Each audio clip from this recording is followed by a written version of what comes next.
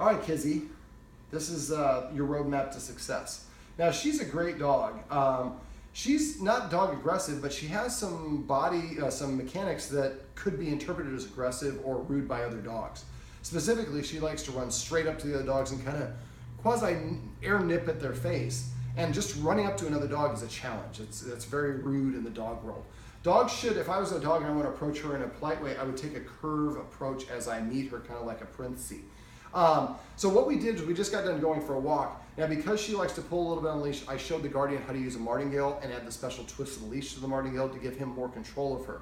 We met a really cool guy out right by the marina who was walking his dog, so we facilitated approach. Now, her problem is the greeting. Once she gets to know the dog, she's fine. So what we did is, as we approached, I had him stop, the other guy with the dog. The guardian had Kizzie, and we stopped when Kizzie about 20 feet away. Put her in a sit. He gave Kizzie a treat and said, sit. We achieved a nice, calm, relaxed body language. He took two or three steps closer to us, stopped, put her in a sit again, did the same thing, give her a treat. By the time we actually met and got within a foot of each other, now the closer you get, the more intense it gets. So there was a little excitement for the dogs.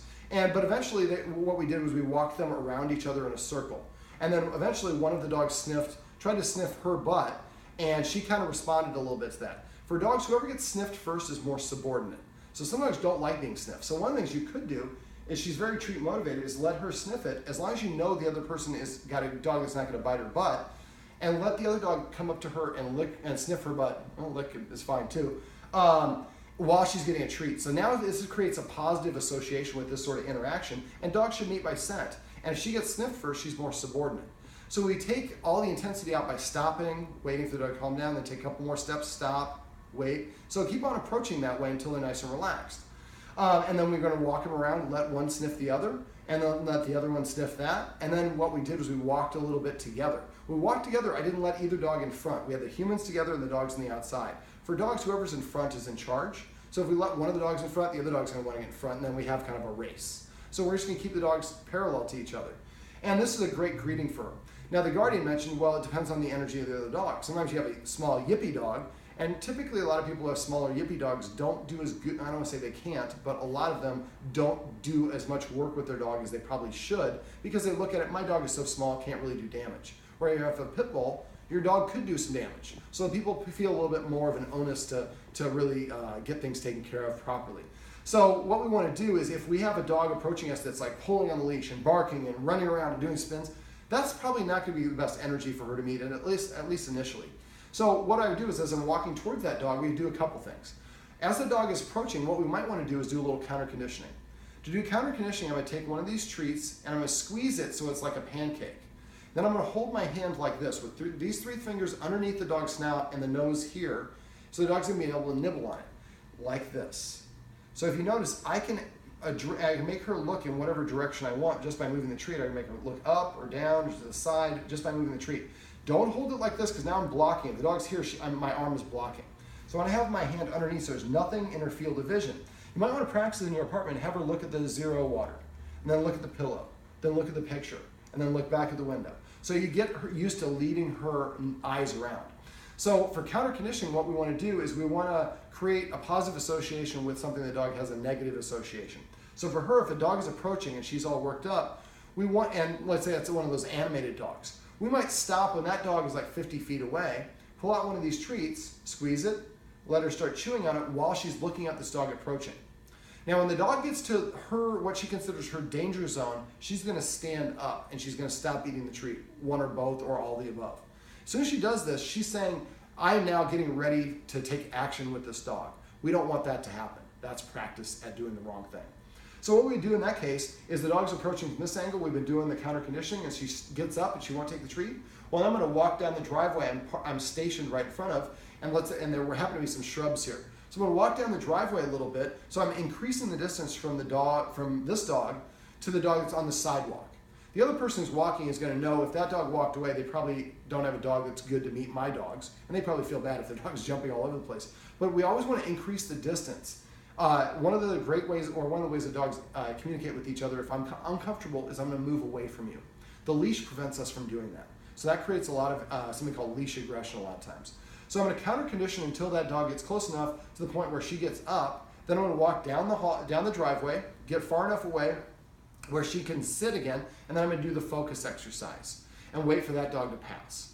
So if we do this enough, so she starts to associate when a dog is approaching me, even if it's an unbalanced dog, I get these high value treats.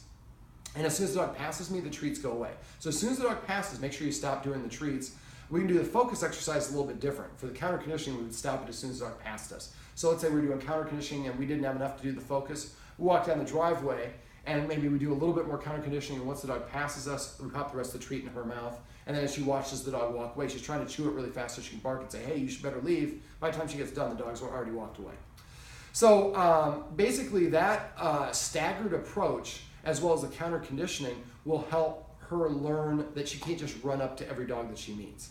Now, sometimes we go to the dog park and there's nobody at the dog park. And a lot of people are always frustrated when this happens. And I'm always like, are you crazy?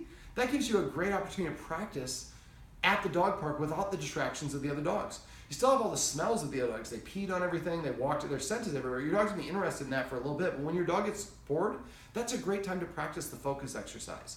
Practice getting the dog to come, practice the stay. You're doing an environment that later on is gonna be much more stimulated. So take advantage of that dog park. If you get there when there are no dogs, that's a great time. Go back in your car, grab some treats, and start putting in some practice. Eventually some other dogs will show up and your dog can go back to playing. All right, so some of the things we went over in this session that I want the guardian to work on. First of all, we'll talk about the structure. I want the guardian to start petting with a purpose and using passive training. So every time she comes to us, we're gonna change the word to here.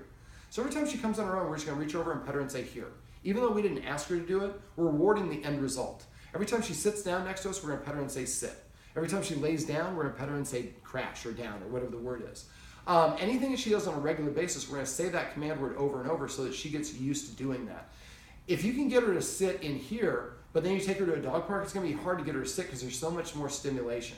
So the idea is to practice it in the easiest environment possible, then a gradually, just slightly more difficult situation, practice it there. Once she's mastered it there, then move on to the next one. So for the focus exercise that I talked about in the video, I want the guardian to practice in the house until you get up to 20 seconds.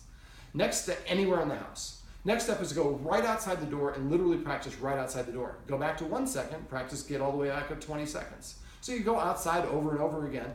And then eventually we're gonna do it by standing by the elevator door. And then in the elevator, then in the lobby, then in the garage. Eventually we're gonna do it on walks. Now, once we can get it to past a couple places past here, I'd also like to get the guardian to be able to practice the focus while we're walking.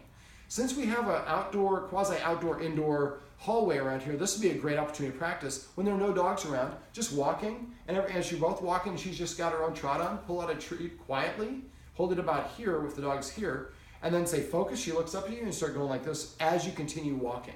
So you want to continue and teach her to focus on you while she's moving forward.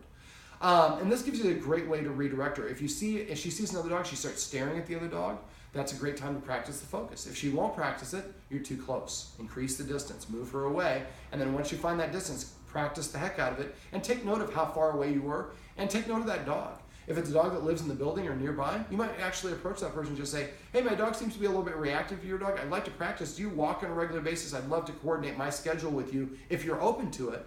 We don't have to interact together, but I just want to help my dog learn to behave better around your dogs. Most people are like, I would love to help you with that. People want to help other dog guardians, especially if they're trying to do things to help or improve their dog's behavior. So some of the rules we went over, going back to structure, is not being allowed in the furniture, and that would include the bed. Now, because she likes to sleep with her guardian, one of the things I do talk about a lot is putting the dog in position to succeed. So we could take her to Rover, which is the doggy daycare she goes to in Santa Monica, take her there at maybe noon, and pick her up at 9 o'clock at night, the latest they can. Dogs sleep 17 hours a day. That means there's only 6 hours in any 24-hour period they're awake, and she's playing there the whole time. So if you take her to doggy daycare for 9 hours, she comes home, she's exhausted. You put her in the kennel, you close the kennel door, she's like, I would protest, but I just gotta get some Z's first. She falls asleep. I would recommend that we do this for maybe a week. Get her a whole week of practice doing this, and then next week we can try doing it without the Rover thing, and she should be better at it. She's not a super high energy dog, but we want, it seems like the guardian's getting an appropriate amount of exercise. All right, so no furniture would be one rule. Having to sit at any door, elevator door, building door, apartment door, door to the car, at work, wherever. The more we make her sit in more challenging situations, we're adding a little micro obedience training session that we're doing all over the place. If you get in a habit of doing it, you don't even think about it, but every time you do it, the dog respects you as an authority figure a little bit more and will listen to you and develop more control. I'd like to give you let me see, other rules. Usually I say the dog's not allowed to be within 7 feet of someone who's eating, which she already is good with that. I would like the guardian, he feeds her in a good way, but I would like him to start eating something first. She has to wait for him to finish, and then he's going to give her the command word. He likes the word chow, so what we're going to do is the first bite that she takes for the next 2 months, we're going to say the word chow after she's taken that first bite. After about a month or two, you should be able to say chow when she goes and eats. She's associated the two. Let me see. We also want to use passive training. So I talked about that earlier for the here. Every time she comes to us, we want to pet her and say here. The more we do this, the more she's inclined to do those things. Now, whenever she nudges us with her nose, like does that move, instead of doing what she wants, we're going to give her a counter order, tell her to sit. When she sits, we're going to pet her under her chin and say sit, facilitate the nose up orientation, which is a proud, good, confident dog body mechanic, and then pet her and say the word sit. And so now we're rewarding her for desired actions and behaviors. Right now, I think the guardian is rewarding her for when she wants attention, which can be okay, but it can lead to petulance if it gets too much. So for her, giving her more structure, and I have to earn it, will help.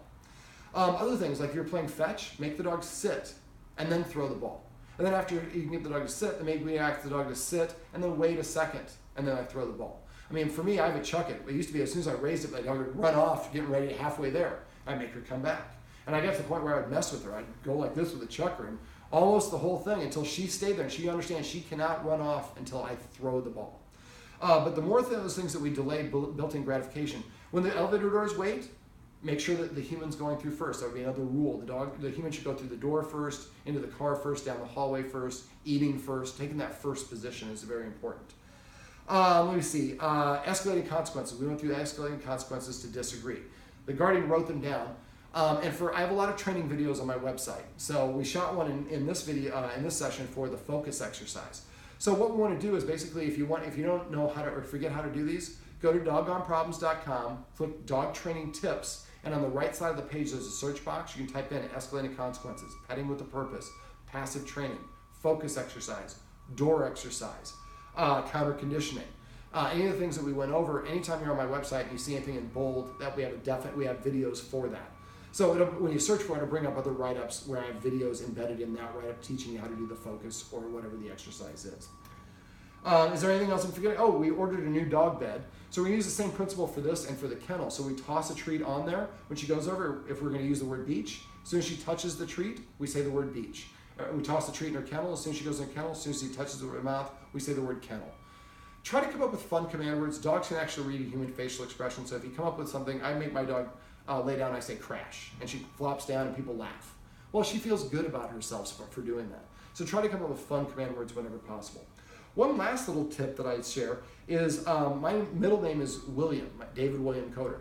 If my mother ever said David William, I was not getting chocolate cake. I was in trouble. I like to come up with a naughty dog name. My puppy's name is Quest, but if he does the wrong thing, I call him Rufus. I like a ridiculous sounding name because you're going to use it when you're upset with or cross with your dog. But if you say Rufus or Quest, whether it's good or bad, then after a while he doesn't always come when it's good, because he's like, am I in trouble or not? Well, if you come up with a word that's specific to that, if I say, Quest sit, and he doesn't sit, and I say Rufus, he sits down right away. He knows he crossed the line. So, all right, Kizzie,